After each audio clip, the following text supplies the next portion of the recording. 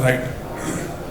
So Rohit gave an excellent, introduction to the panel. So I just like to start by saying, it's often said that. Audible? Yeah. Sorry. So it's often said that software is eating the world, right? And some common examples in the day-to-day lives is we went from feature phones to smartphones. We went from the regular box TVs to now what we have smart TVs. That is soon, that has actually come into vehicles already. It started off with ECUs, wherein we had ECUs to control the engines. And now we are coming to a whole host of things, be it ADAS, be it telematics, be it connected car features, etc. So it's very important to understand on what is happening on this landscape and how are we, prevalent or how are we set up going ahead. Simply because looking specifically at the Indian market, which is said that our average selling price for a vehicle is about 1/10 or 1/5 of the developed market. Despite that, be it an entry-level car, you have at least touchscreen available. In a sub 10 lakh vehicle, you start getting connected features available. So it's very important to understand how this is happening and what are the regulations around it, what are the issues around it, and more importantly, what are the opportunities that this opens up, not just for OEMs, but also third-party manufacturers, startups, everybody. So with that, at least, it's open to everybody here, but help our audience understand when it comes to software-defined vehicles, how does that play a role? That is a connected car a subset, is ADAS a subset? How do you define a software-defined vehicle? Anybody on the dais who would like to answer that? Please. Good morning. It's still 1 minute to afternoon. So, in a very simplistic way, a software-defined vehicle we can classify as a vehicle where software is taking most of the decisions as compared to the driver as per the unconventionally as happens on the conventional vehicles, that the decisions most often taken by the driver, and there are few semi-intelligent and kind of things, systems fitted on the vehicle. But when we talk about software-defined vehicle, here most of the decisions are being managed by the software, and in most of the cases, these softwares are backed by AI, where a lot of learning goes, and then the vehicle becomes significantly intelligent to take over the driver's decisions. This is how I would like to define it.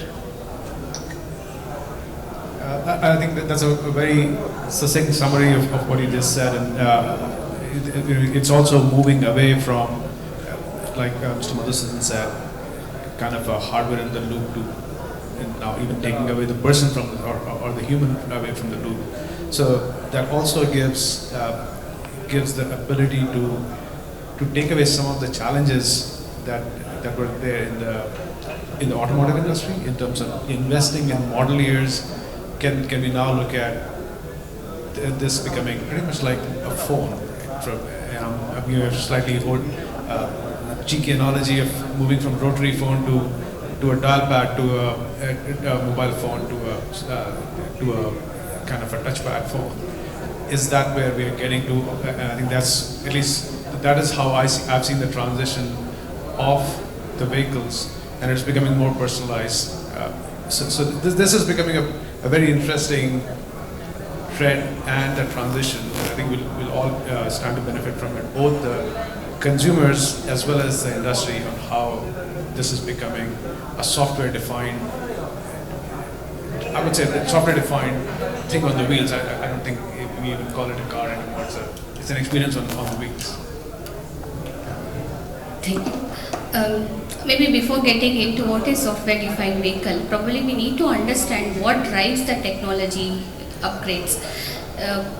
Why do we need a software-defined vehicle? Maybe we are not happy with what we have exist. Then who are the people who are not happy with what we have existing? There are a number of stakeholders who come into this one. The manufacturer itself, the OEMs, they want to reduce the variant that they have. They want to get a increase in the productivity and then reduce in the manufacturing savings. Probably the fleet owners and the customers, they want to have the personalization, they want to have more safety in whatever they are trying to do in, they want to feel good when they get into the vehicle. and then aftermarket people, they want to earn more money. Probably in the coming days, every vehicle will have more or less, when we are talking about a localization, when we are talking about lot of things in manufacturing industry, more or less every vehicle will have the similar kind of an hardware or the same hardware. What distinguishes between the different vehicle is the software, is the feature that the person is going to introduce in the vehicle. These are the ones, and then the security, the people, the security or whatever, the privacy that we are talking about, that plays a major role also in this one. So there are n number of stakeholders who is calling for this software defined vehicles, and is it today it has been started? Probably answer is no. In Volvo, we have been trying to develop this from past 10 years. And then this will not go without the support of the hardware, without the support of a ecosystem, without the support of a system.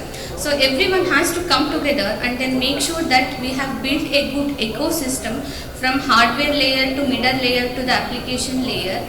After all these things, there has to be a good place where we can store and then do the over the air updates, like the cloud system, the connectivity. I mean, anything that we have to do, there has to be a purpose, and that purpose will be driven by a needs. And then who is asking for these needs? Those all things has to be looked upon. Maybe just to give a small example, when we talk about a Apple phone, is it a brand that we are talking about? When we talk about a Nike or any other sports company, is it a brand that we are talking about? Or when you talk about any passenger vehicles, is it the brand that we are talking about? Just please think once. It's the emotions that you have attached towards that particular product. That is the customer loyalty that product has built towards what you people are trying to use it. In software defined vehicle, we are trying to thrive for getting that customer loyalty by providing a quick updates on the features, required features through the on-air updates. At the most, making sure that the privacy and the data of that particular person has not been destroyed or has not been impacted the once. Thank you. Thanks everyone for the wonderful definitions. It's always tough for the last one to add more value to whatever that's been already defined. From my perspective, how would I define software-defined vehicles, right? Even before you start defining, look at what you would like, as Sushma started, right? It is the customer's experience with the vehicle, right, that needs to be seamless, and the vehicle's ability to make decisions for the ADAS, right? And the vehicle's ability to interact with everything else, cloud or other vehicles, whatever it is, or IoT devices, so that it can achieve its purpose. So let's look at these three pillars and your experience with a vehicle. Vehicles ownership in India probably around 10 years. In the last one, the moderator said he owns Maruti for 17 years, right? But I don't think your experience with the vehicle changed, right? But we are now used to the generation where Apple phone since 2007 revolutionized it. We change phones every 2 years, some even a year. And then even within the year, we have different capabilities within the phone. But the same experience, the cockpit experience, is not what you visualize in your vehicles. What you have purchased stays there for decades, right? So that's one which will enable software-defined vehicles to change that view for the customers. Two, the vehicle's ability in terms of ADAS, in terms of autonomous vehicle, autonomous driving, the capabilities for it to make more decisions. That can be also, as people said, that OTAs, right, over-the-air updates, gives you more features to the vehicles to make those decisions. And finally, the capability of vehicle connecting to cloud or other vehicles to enable all these things come together. Maybe we'll discuss more in detail as we go through this discussion. But that's where I first would like to define that these three pillars is where you would ensure your software is the one that is driving towards these applications. Right. So excellently summarized with the four of them. So how we can structure this discussion, I thought, is we look at four major pillars. We'll start off by looking at what is the technical trends. We then move on to the ecosystem. As say rightly pointed out, there's a host of different stakeholders involved in the ecosystem. Then we look at user experience, because that has also been spoken about, that how user demand and experience has been one of the major drivers for this shift towards software-defined vehicles. And finally, I think the most important would be regulations. That how do we regulate ever-changing industry? Because say for example the automobile industry 20 years ago was not changing as rapidly as they point out, I can push an OTA and whatever happens and suddenly change in how my vehicle is being governed, for example. Say for example Tesla by pushing an OTA, I can now go from ADAS level 2 to level 3, for example. How do regulators take care of that? That becomes a very important role. So I think regulations also will spend some time. So starting off first would be that, as you rightly spoke about, all of you, that software is, the amount of software is increasing, the decision making capability is now being taken away from persons. But how difficult is it, because I guess since most of you come from a technical background, how difficult is it to get this software to marry into the existing hardware? Because it's not that vehicles are not being made a new platform. Some of them, this connected car features or ADAS features are being added on platforms which have been there for the past, say, 7-8 years, which have to be updated. So how difficult is it to get the software to marry into an existing hardware platform? Or to, interact with an existing hardware that is already designed for the vehicles? Again, anyone on the floor would like to answer this? Maybe I'll go first this time. You look at it as two aspects, right? One, the first is the existing platforms, and second, the end goal of whatever that I stated. If you want to accomplish the end customer experience, the vehicle's capabilities to move from different ADAS levels, and vehicle capability to interact with the cloud. The last part of vehicles' interaction with the cloud is probably the easiest to have been achieved. And that's what you see, a lot of connected car features, right? In terms of your ability to start your vehicle, even when you're not close by, right? So that you want to warm it up or cool it down depending on the place where you're coming from, right? Or it could be connected features to collect all your driving history and then give you feedback in terms of what better you could do with your mileage or other aspects, right? Or giving a better ecosystem for multimedia. So all these things are already being packaged as part of existing platforms, which is fairly easy to do. But if you are truly going to be software-defined vehicles, all OEMs are transitioning from their regular designs. So we have all heard about ECUs. Most likely when you drop your vehicle in service station, they say, okay, there are going to be diagnostics. They are trying to understand what's happening. Moving from there to a centralized architecture or a zonal domain controllers is a shift, right? It's a shift in terms of how the platform is going to be built and how the software is going to be built on top of it. Like your OS itself could be new, which will enable the overall interactions with the vehicle, which will enable you to do a lot more features seamlessly. And we might keep going back about one topic about OTA, right? A feature that you didn't have today, can you have it tomorrow in your vehicle, inside your vehicle? If you want to have it inside your vehicle, then your platform needs to change. If those features can be added in cloud and give that flexibility for you to look at in your mobile, like your driver score, right? I have the ability to collect information, but I can give you driver information later on, right? All those processings that can be added in the cloud later, that's something that's feasible as of today. But all other generational shifts going to happen in the few years down the line. Yeah, I think over-the-air updates is one part of it, but then there are a number of other things which comes into picture. With what existing hardware today we have is the domain architecture. We have a ECUs that is domain specific, and then it can do the best of its best possible things. For example, we have domain specific for the brake system, we have powertrain domain specific, then we have vehicle specific ECUs. It is good at what it is trying to do. And then, as you said, already we have something called remote software download, where we can download the software, but then what we are trying to say is we don't want to download the entire software to the ECU. We just want to download a patch of software, a patch of things that has been implemented and that has been enabled during that particular time. Is this feature enables with the existing hardware? The probably answer is no. we need to go ahead with much more flexibility, because maybe I just give a one OS example. The AutoSAR that we usually use, the classic and then adaptive AutoSAR, can my existing hardware take both the ones? Answer is no. Then how do I differentiate? Then I need to have a different hardware, then we need to have a different course. It can run in probably in an AutoSAR OS probably, then I need to have a graphical card also on this one, then you will have a graphical processor also into it, a lot of latency, a lot of operational things. Then we need to decide what we'll put in classic AutoSAR, what we'll put in adaptive AutoSAR. All these things is only possible when we are going towards the centralization architecture, when we are enabling ourselves towards the new hardware. With probably many semiconductors are working on. The best example is Renault is working with the Qualcomm, and then many people are trying to get this in a way that is possible. And to do all these things, the most thing is the data. Do we have a data collected from our vehicles?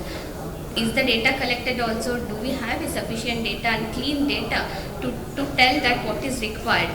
I believe that there are 4 Ds in the SDVs, that is the data, the differentiation of data, design, what you get from the differentiation, how do you design, and then how do you distribute. And again, to do this, there are 3 different ways: secured by default, secured by safety, and then test. We are talking a lot of things on the development. Probably we have forgotten the verification itself. Today, currently, the hardware is capable to do a probably little bit of virtual verification as a unit test cases, but not to the extent that we want to use. Do we want to do a virtual verification? Why it is required? Can't we do it at the hill rigs or whatever the unit test rigs what we have? Answer is no, because we are talking about a quick introduction of a software. And for that, we cannot afford to have lot of time spent on the testing. Then we need to enable those modules also in the hardware and make sure that it enables the virtual testing very quickly, get the result as it is the hill rigs or any other vehicle will give, and then try to go forward into the one. Considering all these things, of course, today's hardware can do whatever maximum is possible, and then we are already offering. If we have to give a personalized speed and then safety and security wise, I didn't touch upon the function safety and cyber security part of it, but then those are all important part of it. If we have to integrate all these things with a quick upgrade on our vehicle, then we need to really go forward in along with the hardware and the system. So I think from a hardware perspective, the consensus seems to be yes, we need to upgrade on the newer hardware to actually justify what we're trying to achieve with SDV. Important enough is also the ability to actually orchestrate what you're trying to achieve both inside the vehicle and in the cloud, in terms of actually improving the customer experience, improving the efficiency, and also OTA, while it has been around for a while, the efficiencies of OTA itself has to be improved. Today, the OTA approach is spray and pray. So if I have to update 300,000 vehicles, I'll just send an update and hope most of them get updated, which is not the case. So there has to be an accurate ability to actually predict when can I update this vehicle, because this vehicle is usually in an underground basement with no connectivity from 7 p.m. to 8:30 a.m. on Monday to Thursday. So I have to plan my OTAs accordingly and actually improve that efficiency on OTA so that my vehicles are up to date to what I would like to achieve as an OEM, and actually improve on this more frequently. So if I'm looking at doing a release every 2 weeks or even the same day, I'm looking at completing something and deploying on the vehicle, I need to have very, very efficient OTA, which is a function of connectivity, the car availability, and the hardware, of course, that goes into the vehicle. Thank you. So I would like to bring in a different perspective, because a lot has been talked about tech.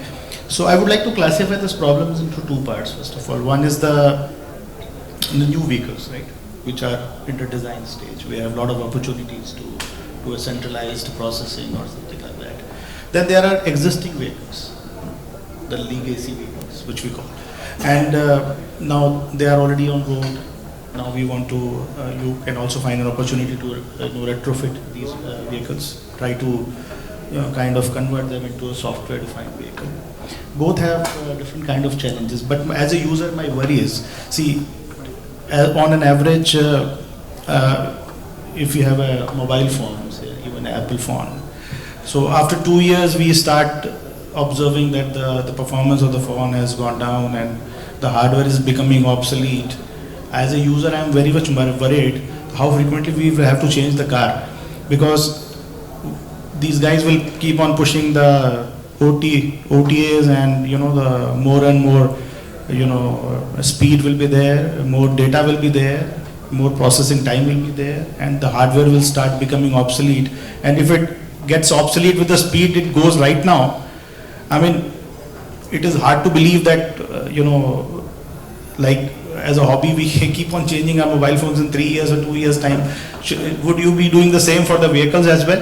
So all these questions need to be answered. So from this perspective, it has to be looked at in a very I would say religious way, that what is the best way to proceed with these software defined vehicles. How do we push this technology, and how this technology takes shape over a period of time. So all these questions need to be answered over a period of time. Yeah. Right. Great, sir. You brought that up. That is, we can move on to regulations. So, how, as a regulator, do you see that, as you rightly said, there are a host of updates that can happen on the OEM side. How, as a regulator, do you ensure that, say, for example, there's a voluntary recall policy in place in India now, wherein you need to get a voluntary recall done if needed. Or, say, for example, you've got emission norms are very strict. Do you see there's a need for a regulation around OTA? Because say what happens when you get your vehicle homologated, for example, it may be one standard. After an update, you get possibly upgraded, downgraded, and we've seen that happening in batteries. We saw the whole Volkswagen diesel get scattered. So how as a regulator would you look at and try to bring in some regulation to govern the software update? So there are 4 parts to it. I would say the regulation side can be classified, as far as SDV is concerned, in my opinion, into 4 pillars. One is a standard automotive regulatory compliance, right, which we call as cyber security compliance, functional safety compliance, kind of de facto. It's not a regulatory standard, but cyber security and over the air update, which we call. And there are 2 regulations already in place in Europe. EC regulation number 155 and 156, which are on cyber security management system compliance and software update management system. So these 2 regulations are very much in place in Europe, and gradually these will be adopted in India.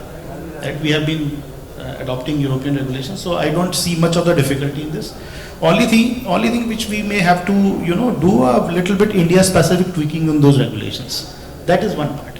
The second important part, or the rather other 3 topics, are very interesting and actually not being used in automotive fraternity at this point of time, but will be required to be brought in here. One is the data privacy. So Europe has a GDPR. Other countries have similar kind of regulations. India is still struggling with 2019 bill. We are not able to finalize it. So a lot of data is going to sit inside this software defined vehicle, and much of the data will be the private data also. Your credit card information may be there, your personal data, your Aadhaar card information may be there. How to safeguard this personal data, that is data privacy. That is one area which has to be very much thought of. This is the third one, sorry. Software update, cyber security, then this data privacy. And the fourth one, which is more important, is the legal part of it, the liability. Here there are multiple stakeholders. There is a car manufacturer, there is a tier 1 supplier, there is a software guy sitting there. Who should be held responsible if something goes wrong? So the liability has to be fixed. So there has to be some rule related to fixing the liability. Once something goes wrong and the analysis is done, if it is found that the software guy is the culprit, what do we do with him actually? So these are the 4 areas which I think are the areas where the regulations have to come. One is a very straightforward thing which we are going to adopt from you. Remaining 3 we have to talk about. This is how I'd like to summarize. an excellent summary. I'll pick from some of the regulatory aspects you mentioned. So a couple of other elements of this are in terms of data sovereignty, because a lot of countries and including India are looking at where does the data stay once it comes off the vehicle. Where does it stay? Because data privacy is one part. You today can have a secure data stored outside of India, but do we need to store data inside India? Because, as Mr. Madhusudan said, there's private information. You've done, and now the other element is the telecom part, because it's a connected vehicle. So there are, while it's an IoT connectivity, it still falls under the DoT regulations, and you have to do a KYC of an individual, and also anything that goes from the vehicle to the cloud has to be secured as per the telecom standard as well. These elements come into play, and then not just for India, other parts of the world, they have their own different telecom standards. So when you're making in India and exporting outside, you have to be careful about complying to those regulations, because you can't ship a car and then think about, oh, I need to take the box out and change it to a local regulations compliance. So those elements are also affecting the design of the vehicle, the update of the vehicle, and also, like we talked about, doing an OTA to change the features. What does it bring to me as a customer? Am I now moving a level up? Or if there is a new digital service that comes in, how does it interplay with my consent? Because am I allowing you to store cookies on my vehicles now?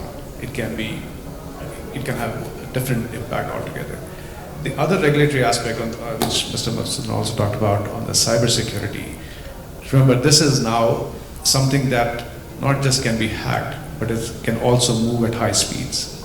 So, and there have been cases, one in US where some of the vehicles were remotely controlled and were taken off the road.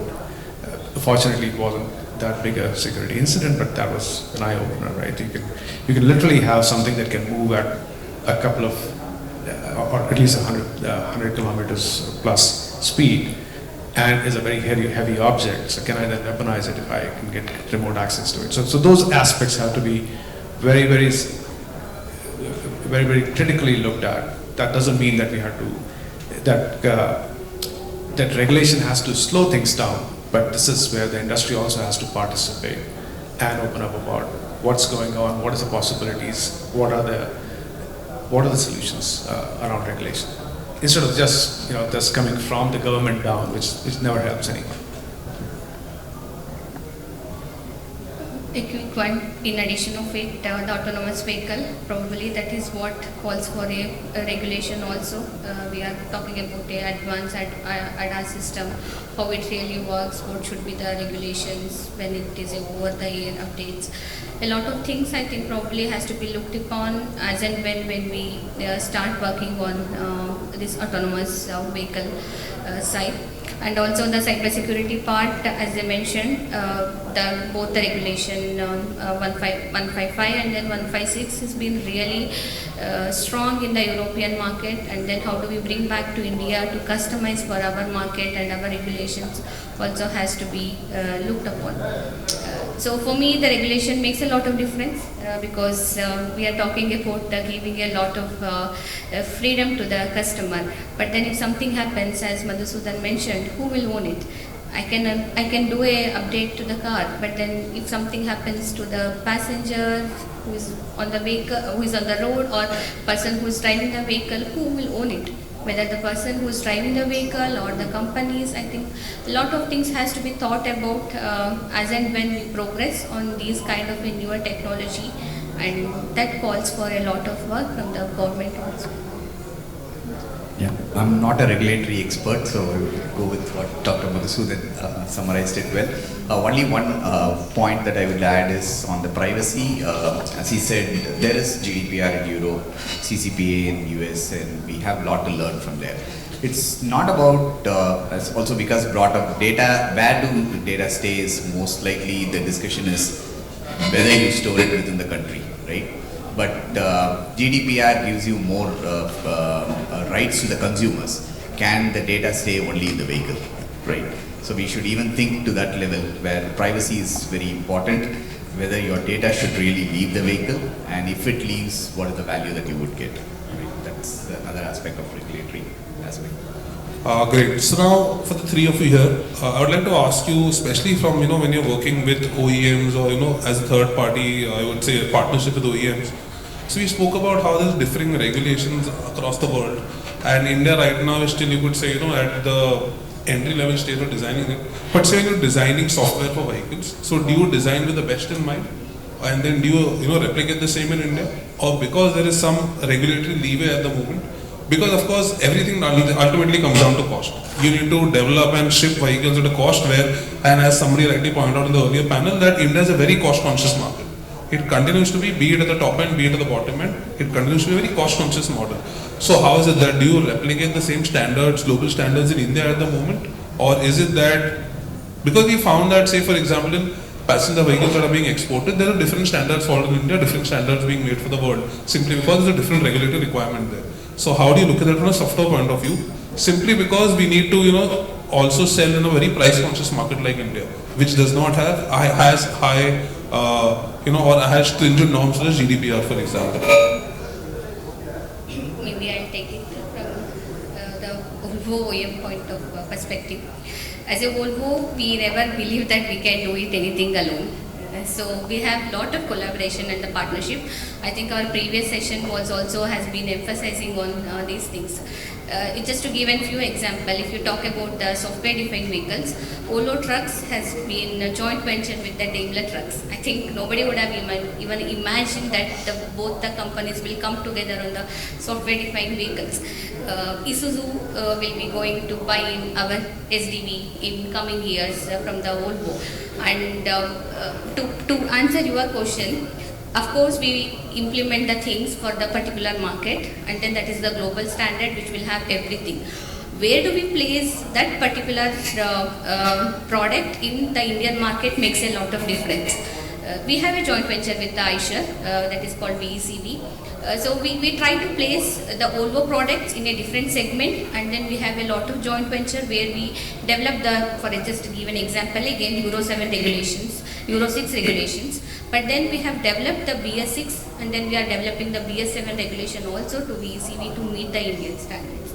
So to answer, it totally depends on where the product has been segmented and what is the use of the product, and then what are the I still believe, and then we promote from Volvo that in the coming world, everything is possible only with the partnership and collaboration. And then Volvo has taken a very good example in these things as an OEM to collaborate with other OEMs and other tier 1 and companies to make sure that we go together to succeed whatever we are dreaming for. I'll try to answer the part whether we should start with the best in mind. I think there are a couple of analogies where India has succeeded by actually skipping a couple of generations of products. One is of course on the mobile technology. So skipping a couple of generations of analog phones helped us kind of leapfrog into where we are in terms of mobile penetration. The other example is fintech, which was earlier unheard of or unthought of. Suddenly we are the leaders thanks to the UPI, and it's of course it comes through partnership and collaboration, but also the government becomes a key player in enabling this. So I think it should be designed with the best in mind, and of course through an iterative process you can bring the best to the market, because otherwise you are putting something on the road which is not changeable, especially in the hardware terms. Then you're basically missing out on the opportunity of what else can come. See, we talked about earlier. We talked about vehicles are becoming an experience hub or an experience for the consumer. This is literally the fourth screen that we have in our life, besides television and phone and the laptops or whatever desktop we use. The car is becoming the fourth screen. So there's an opportunity for everyone to participate, not just the OEMs, but the ecosystem players, the digital services players, the e-commerce players, and the infrastructure. We're talking about doing a gateless toll, for example, things like that. So the government has equal stake in this, and of course there are other services that we haven't even thought about. And that's where the opportunity lies, right? What else can we do if we plan for the best that we can think of today through collaboration? For global OEMs, the possibility is about always having a global platform, right? You build a global platform and then let regions build something on top of it or have features that is relevant for the regions. That way you will be able to reduce costs if certain features are not required for a region. So you have a global platform in terms of investment to build which will be scalable for across the regions. So that one region need not fund for the entire platform. But there are features that you can add or not prefer to have depending on your appetite of that region.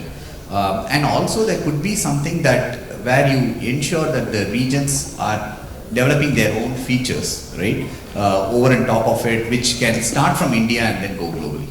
So that also happens, right, where you say, okay, this is a particular feature which is relevant only in India, but maybe developed for Indian market, and then slowly you take it to global markets, so that you scale from the global scale in terms of the volume and others. Right, sir, you want to say something, add something on it? I had a couple of, sitting on the government sides, few suggestions for these guys who are into tech and designing these systems. I normally, when started discussing about this software-defined vehicle, I had tried to define a methodology for myself to understand first of all. So I would like to share that with them. So I call it as EcoRise, and EcoRise is E for economy and the cost at which this product is going to be made available to the Indian people. So as you know, as already been pointed out, that India is a very cost sensitive market. We have been very, very particular about the cost which we pay for a car. So SDV for India primarily needs to be a very economical solution. That is one possible request which I would like to make.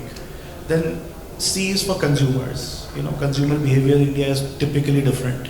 The product which is required for India is quite different from what is being sold in Europe and maybe other parts of the world, which we call as developing countries. So that has to be taken into consideration. Then O stands for old vehicles. I said legacy vehicles. How do we take that old fleet along with this? So because they can't be left behind. There has to be some methodology by which we try to kind of retrofit these existing vehicles, or try to upgrade these vehicles, so to say. So to bring into the same kind of, at least if not the same, but to a certain level.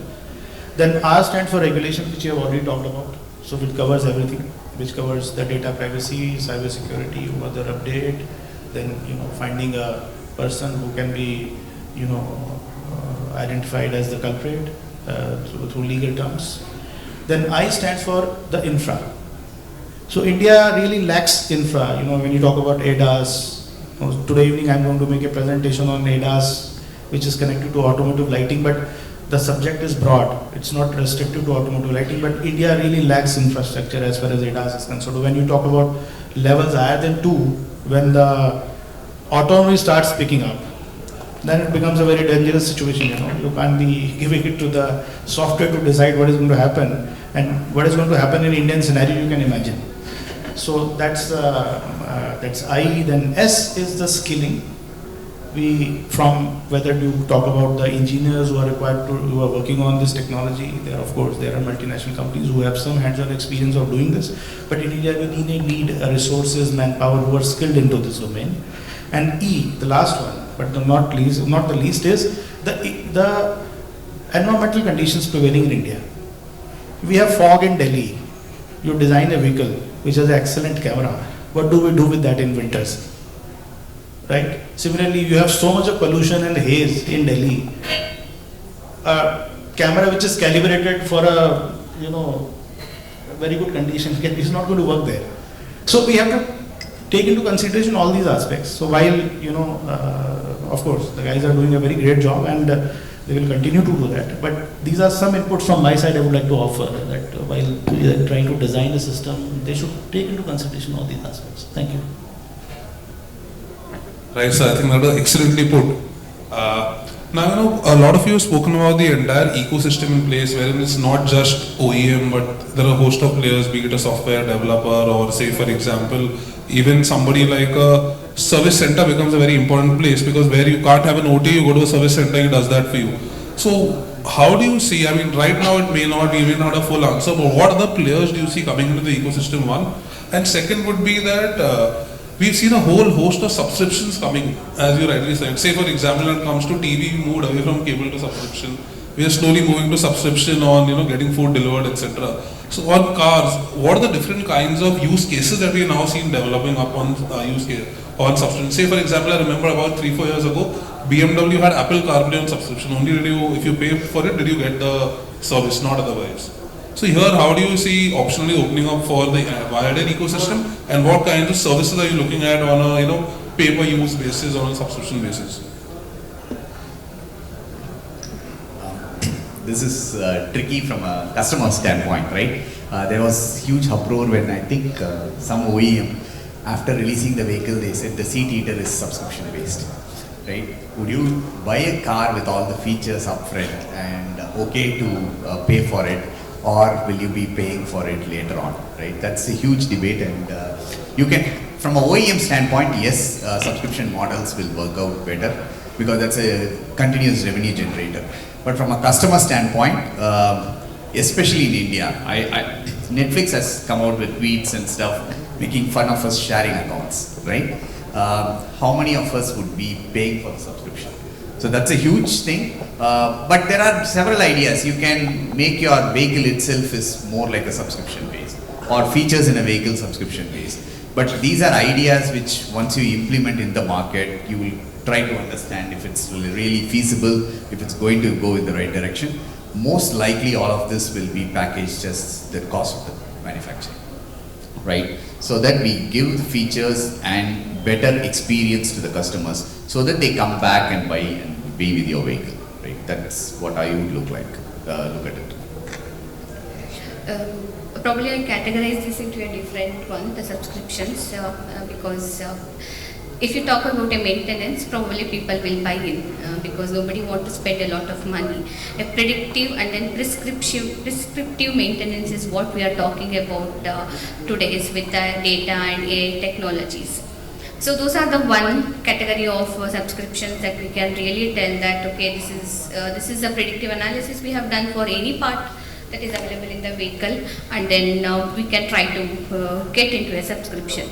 The second thing is the safety aspect itself, that probably 2 airbag is mandatory, then we introduce for a 7-seater all the airbag, then those kind of a safety related ones like adaptive cruise control. Cruise control comes with one, then adaptive cruise control, it will go with the subscription. So the safety is the other one. Next comes the entertainment part of it, where your voice helping module, I mean the Alexa, or Google Play, or CarPlay, those one, and I really like the gesture based one in the car. So these are all very much like a entertainment, any new music channel, those are all entertainment kind of a subscription. Then I would categorize the last one is a personalized subscription, like for example, for my health benefit, can I have a subscription that can be monitoring the one? For the person, I think previous discussion also somebody mentioned about personalizing my camera positions, my seat positions, whatever I have kept in. So this comes into a different kind of a personalization subscription. So I see the aftermarket plays a major role here, and then there are different ways that we can try to put the subscription, and then each market, each segment, probably the high-end car market, they probably are buying all the things. The lower end segments will start looking into the maintenance first and then get into the other one. So this is how I see that is the subscription in the coming days, with the help of AI and data, with both predictive and prescriptive analysis. Just taking a cue of that, so something that we have done through our conversations with OEMs, the take rates on digital services today, or the renewal rates are pretty low. And one of the reasons is, or potential reasons is, that we're all getting the same packages. You get 5 digital services, we all have to pay, I'm just making up a number, 3,500 rupees per year, while you may be using something which I may not, and I may value something completely different. So the personalization aspect in terms of the analyzing, what do I use, what do I care about? If I only use Spotify in my vehicle and nothing else, then why do I end up paying for everything else that also comes with it? Same thing if I'm looking for backseat streaming on Netflix or any other entertainment, can I carry my account from my home subscription into the vehicle? Those are the aspects that have to be built with the partners to enable such services. Where, and I keep saying this at the expense of repeating myself, it is becoming the fourth screen. So today you can take your streaming subscription to your mobile. Why can you not take it into your vehicle? Same thing on the subscription-based services. Can the ecosystem power my digital services consumption? So if I am doing more e-commerce transactions through my car or from inside my car or while I'm driving, then can those players also sponsor my subscription or sponsor the usage of that connectivity for those subscriptions? So that's where all of us have to come together, and those pre-packaged digital services will have to have to be broken down to be personalized for me, for you, for everyone else in this room, so that we can find value instead of someone trying to push things down our throat saying, these are the 3 packages available, which one do you want, what do you like to buy? So that's the experience that we have had with some conversations. I'm sure there are more aspects to it. I already spoke about the economy and cost.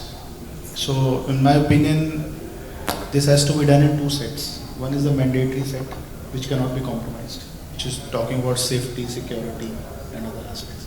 Other is an option. You still have that, like whether you want to have Netflix or not, you can decide. I mean, anything that is, adding, what's a driver comfort or luxury, that can be classified as a non-necessary and it's a subscription rate-based system. But when it comes to the fundamental aspects like safety, security, there I think subscription will be kind of a very tough situation. If somebody decides not to do it or renew it, what happens? Or there should be a mechanism that vehicle works in the default mode as a legacy vehicle, if that is not done. So that's what foolproofing I think is required to be done. It goes back to the basics if the subscription is not renewed. So at least driver can control the vehicle as it is doing today. Thank you. So I think you touched upon aspects on regulation, ecosystem. Now I think what is remaining to be discussed is how we're seeing it from the user experience point of view. And that plays a big role because say for example, somebody like, say about 10 years ago there was LETV, which was mainly into manufacturing of consumer durables. They moved into manufacturing electric vehicles, which of course did not take off for a host of reasons. But now you got something like Xiaomi, for example, getting into the vehicle space. And somebody spoke about how software will be different, and you'll have people like Foxconn who are there that they'll have similarly designed hardware, but software will set it apart, as we've seen in host of other smart devices. So here, how do you see the user experience? One is, with a lot of competition coming in from new age companies, I would call them. Say you've got Teslas, you've got Neos, etc. And secondly, one is how do OEMs adapt to that? And of course, I think Suresh here and Sushma here will be best placed to answer. We were sort of working on the technology part, and of course, Vikas will help us understand from a external third-party view, how do you help OEMs navigate this change? Simply because the new customer requirement, as you rightly said, is the Indian customer is one who wants a host of services, but is not willing to pay a lot for it as well. So how do we cater to this? This is totally depends on the market and then the customer we are talking about. If you go to the US and then European market, I think irrespective of the market, this is where if you take a commercial vehicle, this is the home for the people. can we give the comfort the people get in a home? That is the main thing that we look from the European or the US market. So there is no differentiation that we want to create between the home and then a truck or a construction equipment, because they spend a lot of time. Then it's a totally market driven, then we try to get into the customer. I mean, for me the business runs with the customer needs. If you don't have a customer need, then there is no point in developing anything. If you don't have a people to buy, then there is no point in developing anything. So that goes very simply in this one. Depending on the market, my user experience also changes. So coming back to the Indian market, do we really need those kind of things in the commercial vehicle that I will address, because that is where we are trying to represent. Probably we are not yet there, but then we need to, for example, before every instrument cluster, if you have seen, everywhere it used to be in English. I am pretty sure most of the drivers were never used to read through it. But today if you go and check, every OEMs has given in a kind of a local language. You can read through in Hindi, you can read through the local languages. That is the adaptation that we are trying to bring in Indian market for the need of an Indian market. Music system, you might have seen in the old, probably in the movies and other things, they used to carry a radio and then big antennas to play the music. Today that is not the need. They want to listen to music, but do they need a very good user interface system? Answer is no. They need a basic radio that can play around. So how, as a OEM, we place is depending on the customer need, depending on the market that we are working upon, then we come back and then do the things. Does it call for a totally different development? Then probably people might be thinking, then do you people develop so many systems, so many things? The answer is no. We will restrict ourselves with the platform level of working, the hardware, the system and everything. It's all about, again, the software, how do we enable the feature, makes a difference in different markets. Just to add from a OEM versus others, right, perspective. Fintech is a good example, right? Think about UPI. How many of you think about going to your banking app to do that? We always choose Google Pay, Phone Pay or something else, right? Fintech came into existence, but the underlying infrastructure is supported by the bank. So OEMs can do a coexist or beat them down, right? So coexist is, most of the multimedia in India probably is Android Auto or CarPlay. Do you have inbuilt multimedia systems that you subscribe or pay for it or use it, right? So coexist is you give the platform, somebody else comes onto your vehicle, takes over your screen, your other features in the vehicle, or you have better features that you provide. Tesla didn't start off with CarPlay. They are now thinking about doing it, right? So their infotainment system, people who are used to Tesla don't even think about CarPlay, right? So OEMs will be taking steps. SDV is in that direction, so that you will be able to take better control of your own vehicle, provide features that others providing it. OEMs have different strategies. Some may say we will coexist with others, we will see which one is best, the users get to choose it. Some OEMs might say, okay, we are going to provide only our features inside it and this comes as a package and you are going to like it, then you are going to buy more of it, right? How Tesla started it. Whereas Toyota and others still have options where you can have multiple cockpit experiences with CarPlay, Android Auto or their in-house multimedia systems itself. Yeah, one of the trends that we are also seeing is with the SDV that OEMs are starting to look at not everything has to be done in the car, and it can be some of the power or the processing or the service delivery can have, especially on the digital side, can happen off board. So you don't need to take all the decisions unless it's about safety. You can take those decisions off board. You can even now with mobile edge getting deployed, you can still provide similar experience to the customers without having to invest a lot in the vehicle, the powerful systems within the vehicle. So these are going to help reduce the cost. I would say not reduce the cost, at least contain the cost, at the same time providing more value. And of course, with the economies of scale, that cost should be controlled, right? And of course, add the factor of inflation, which I'm not an expert on.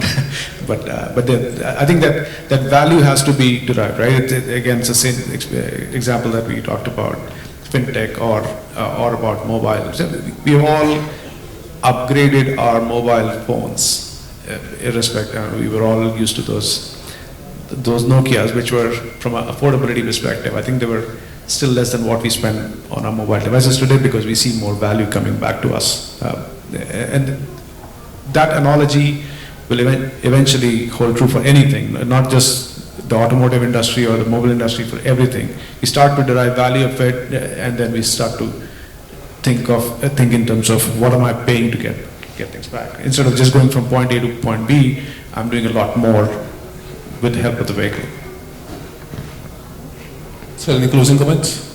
Only, just to recheck, the question was that electronics User guy experience. manufacturing a vehicle and vice versa, sometime? Okay. This is what we call as disruption. It's going to stay for some time in my opinion, and but you need domain experts. A car designer, a car company has a USP, has a knowledge, which the electronics guy doesn't have, and vice versa. Is going to stay because people have understandings and misunderstandings also sometimes. I can recall a discussion of a battery guy coming to me once, a very famous big company in India. I don't want to name him. He came to me that I want to get a two-wheeler and three-wheeler approved. I said, you are designing a battery, why you are going to two-wheeler? Say, I went to a two-wheeler company, very big company, and they disrespected me. They said, how can you design a battery like this? You have been designing batteries for stationary application. So I took up a challenge. I started doing traction batteries, and then I realized I can design a vehicle also. But unfortunately, that company is not doing so good for as far as two-wheelers is concerned. What I mean to say is that, of course, there will be people who realize that, say, typically electric vehicle, for example, has a lot of electronics sitting into it. Electronic guy can have a misunderstanding that he can design an electric two-wheeler or an electric three-wheeler, or automotive company who is now having a lot of a very big electronics division may also have a kind of understanding that they can do software, they can do electronics. They may be right also. They may be doing spending and expanding in the right direction. But eventually, it is a domain expertise. And to my understanding and my opinion is like this, that eventually all these guys will have to converge. People having a given domain knowledge will keep on, excelling in their areas, and all these people will have to collaborate in order to bring out a good product for the user. Thanks all. Noted. Thank you. So Rohit, do we have time for questions? Yeah, perfect. So anybody from the audience will have any questions, you can please call out a name and ask a particular question to one of the speakers.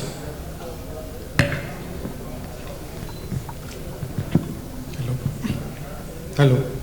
Hi, my name is Vijay. I'm an enthusiast. I love to learn new stuff about what's happening in the industry. So my question is basically about what about right to repair? So we have policy that's coming up in India as well, right? It's about the right to repair. So how is right to repair intertwined into the software and hardware aspect of it? That's what I wanted to hear from you guys. In all the events I have been attending, this question is being asked, so we are very happy to, talk about this at least. Since it is being talked about, it is going to be a reality someday. It is in discussion. People have started talking and recognizing the need for right to repair. And when SDVs come, this will become more relevant, right?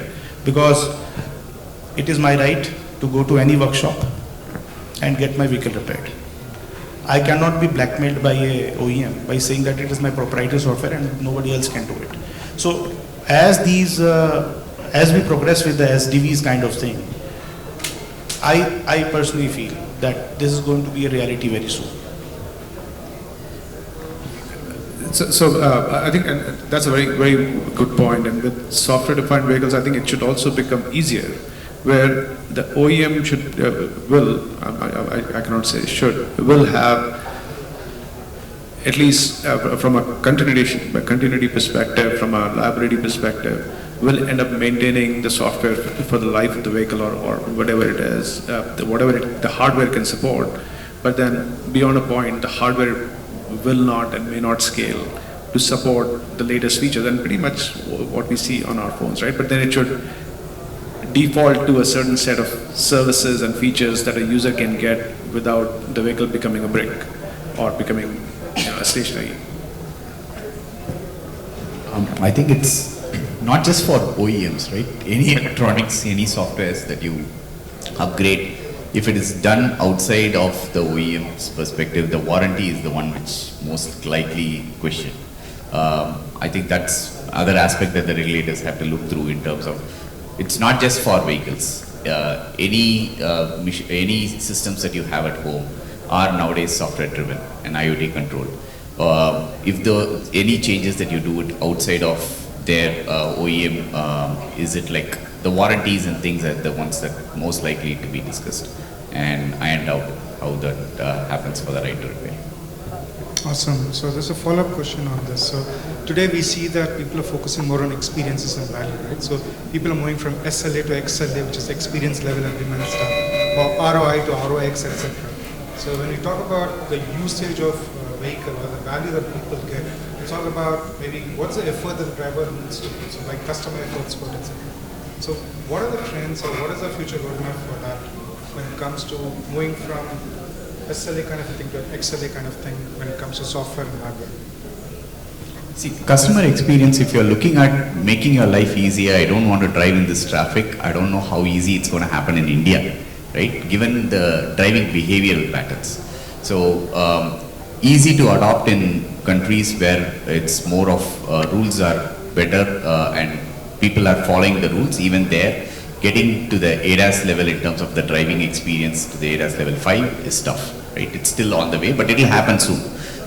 India, I think it's going to take much longer to even do that. There is a recent article where someone experimented with Bolero, right, and showcased that it's still possible. How it will be expedited is something that we have to see and wait it out. But the other actual thing that can happen is your cockpit experience. Inside the vehicle, your experience, how easy it is for you to do a lot of things while driving, right? Someone was just specifying about a steering wheel feature that was introduced several years back to switch radio. Now that to your voice-based systems to communicate with the vehicle, ensure you're still safe to do all that, you're not taking your eyes off the road, but still able to accomplish a lot of things. You want to make a phone call without taking your eyes off the road, navigate to certain places, add stops, listen to your music of your choice. All those experience with multimedia is something that is definitely happening, and already you might have seen in the latest vehicles, right? But with respect to the capability of the vehicle itself achieving ADAS level 5 in Indian market, I think that's where probably it's going to take time. I think just to add on what you mentioned on the ADAS, probably it takes a lot of time, but the user experience is what keeps the people also happy inside the car. Maybe depending on the mood of a person, we can try to have a different lighting system. We have even done a advanced engineering project where depending on the mood and then the person wants to have, we have even put a perfume so that can try to get in, that can make the person feel good. So you have a different way to keep the driver engaged, good in driving cycle. At the same time, he can have a good experience, not having a stress, standing in traffic or something happening. So those kind of enhancement can be very quickly done through the software-defined vehicles because it enables a lot of hardware and the software-related things. But to get into the next level of ADAS and then autonomous, probably as everybody said, infrastructure also needs to be looked at. Yeah, I think there'll be a transition from XLO to XLA in terms of experience level objective to actually delivering that, because there are other givens, right? Like infrastructure, when you're talking about something that always needs to take decisions, then it also needs to be always connected. There are cost elements involved in this. There are other elements like network has to come up to support this. So in my view, it's a transition rather than, okay, from tomorrow onwards you need to have an XLA. I don't think that's a practical scenario today. Thank you so much for this. It's going to be altogether. We are heading towards a different, state of mind and, situation where we are paving way towards towards the shared mobility, right? Like you can't design a car which can make all the users happy. There could be an opportunity lying with you in future that you bring in a car today, you don't own the car, you bring the car, you don't like it, change it tomorrow, have a car which gives you a better experience. So ultimately, we all are actually moving towards, the shared mobility kind of thing where we don't have the ownership of the vehicle, but you have opportunity to change, like you change clothes at Amazon if you don't like it, right?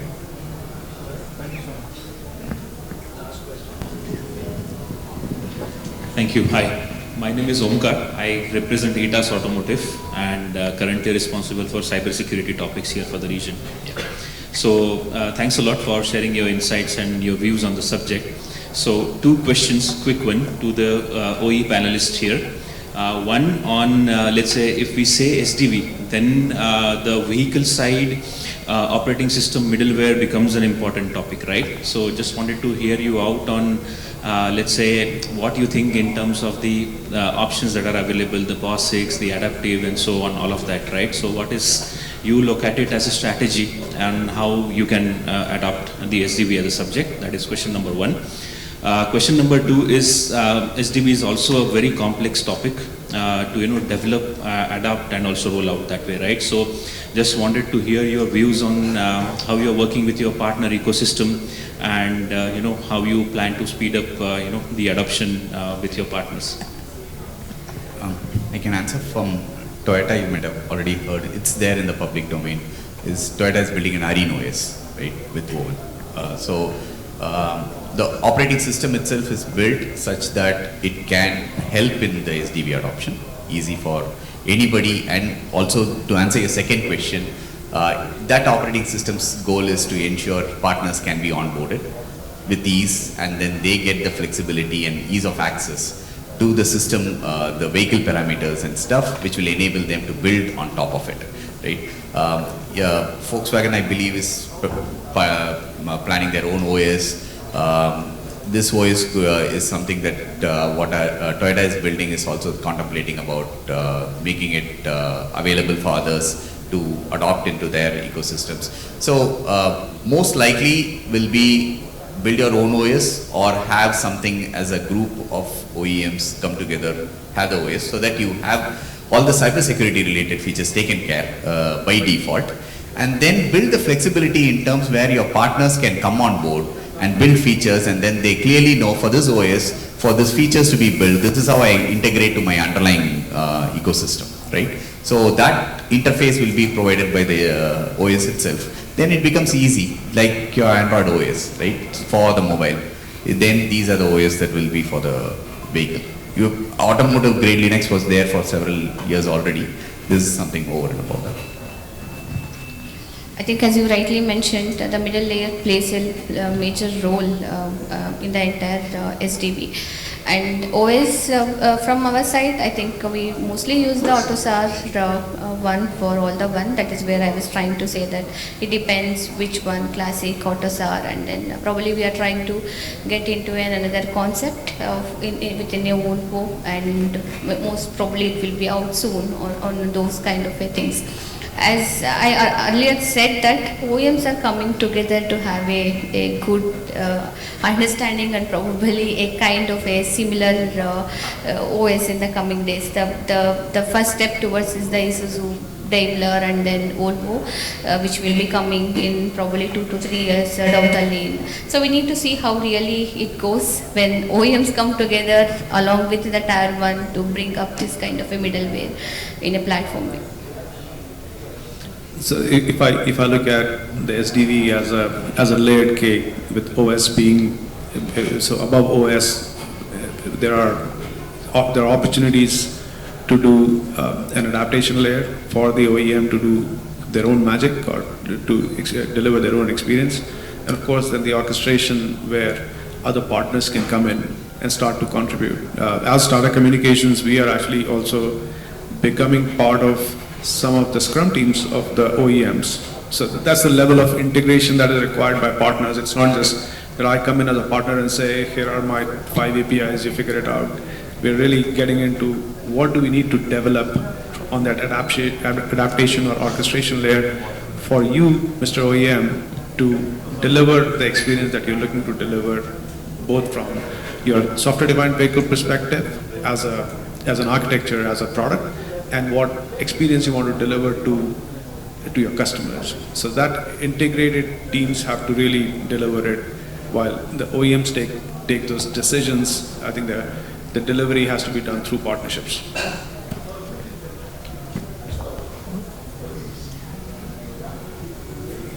Yeah. So thank you so much, Mohit, for the deft moderation, and thank you speakers so much for your time. Thank you so much. Now we move on to the next panel, and a round of applause for them, yeah, please.